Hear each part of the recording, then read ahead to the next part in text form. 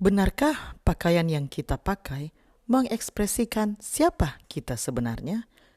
Ikutilah terus pembacaan Sekolah Sabat hari ini. Tapi sebelumnya marilah kita ikuti lagu yang berjudul Tiada Lain Pelindung Seperti Yesus. Aku suka saksikan dari hal Yesus yang menjadi sahabatku yang erat. Perubahan diriku yang seutuhnya hanyalah oleh kasih juru selamat. Tiada lain pelindung seperti Yesus, tiada lain sahabat seperti Dia, tiada lain penebus yang menghapus dosa. Aku dipeliharanya. Mari kita berdoa. Bapa kami dalam kerajaan surga, terima kasih untuk kesempatan yang Engkau berikan untuk kami dapat mendengarkan sebagian dari firman-Mu. Isilah kami dengan roh-Mu yang suci agar kami dapat mengerti apa yang Engkau inginkan kami pelajari hari ini. Dalam nama Yesus kami sudah berdoa. Amin. Pelajaran Sekolah Sabat, Kamis 4 Juni 2026. Pelajaran yang ke-10 di triwulan yang kedua. Judul pelajaran Sekolah Sabat kita untuk hari ini adalah Jubah yang Paling Mahal.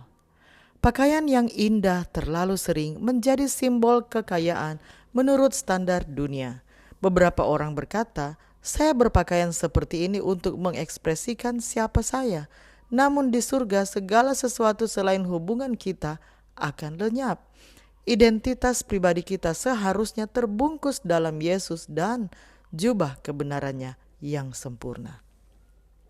Bacalah perumpamaan dalam Matius 22 ayat 1 sampai 14 yang disampaikan Yesus untuk menjelaskan hal ini. Pesan-pesan apakah yang dapat Anda temukan dalam perumpamaan ini? Matius 22 ayat 1 sampai 14. Lalu Yesus berbicara pula dalam perumpamaan kepada mereka. Hal kerajaan surga seumpama seorang raja yang mengadakan perjamuan kawin untuk anaknya. Ia menyuruh hamba-hambanya memanggil orang-orang yang telah diundang ke perjamuan kawin itu. Tetapi orang-orang itu tidak mau datang. Ia menyuruh pula hamba-hamba lain. Pesannya, katakanlah kepada orang-orang yang diundang itu, sesungguhnya hidangan telah kusediakan. Lembu-lembu jantan dan ternak piaraanku telah disembelih. Semuanya telah tersedia. Datanglah ke perjamuan kawin ini. Tetapi orang-orang yang diundang itu tidak mengindahkannya. Ada yang pergi ke ladangnya, ada yang pergi mengurus usahanya, dan yang lain menangkap hamba-hambanya itu, menyiksanya dan membunuhnya. Maka murkalah raja itu, lalu menyuruh pasukannya ke sana untuk membinasakan pembunuh-pembunuh itu dan membakar kota mereka.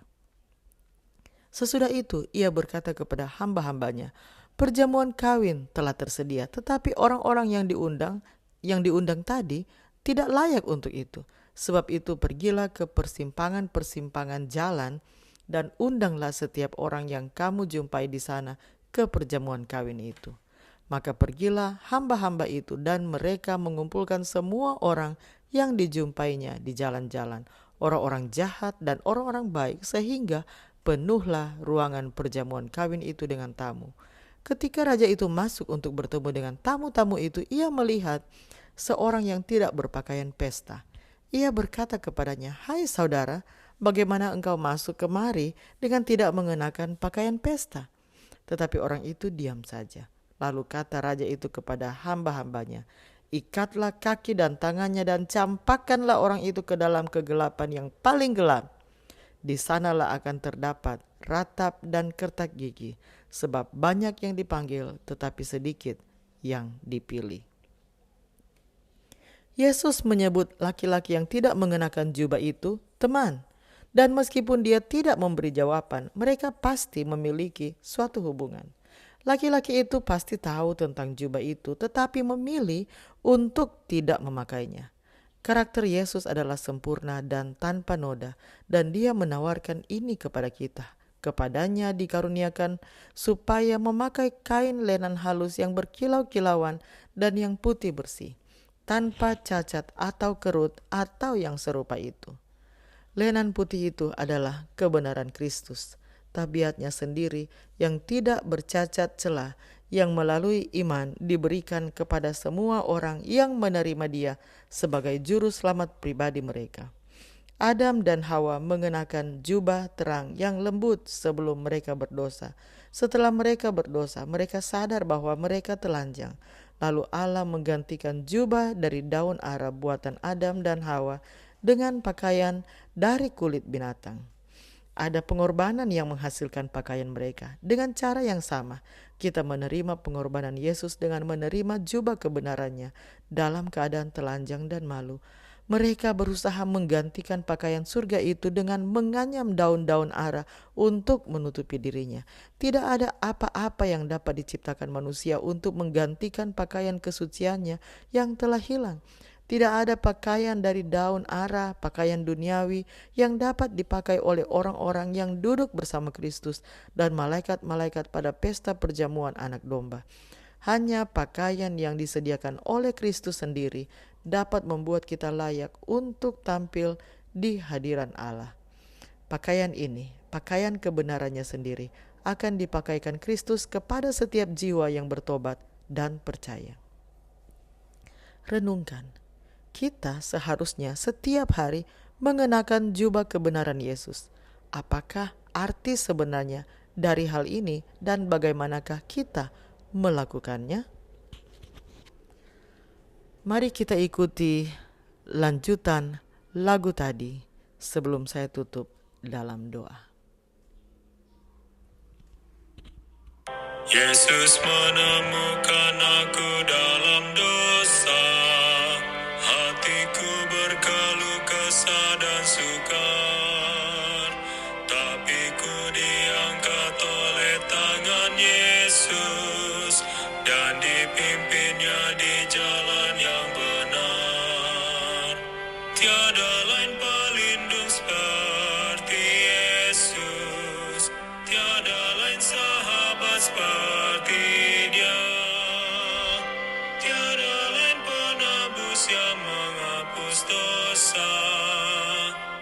Aku dipeliharanya. Mari kita berdoa. Bapa di surga, kami memuji Engkau karena Engkau adalah Allah yang Maha Adil. Terima kasih untuk pelajaran hari ini tentang jubah yang paling mahal. Terima kasih untuk pelajaran di mana Engkau menginginkan kami untuk memakai jubah kebenaran-Mu.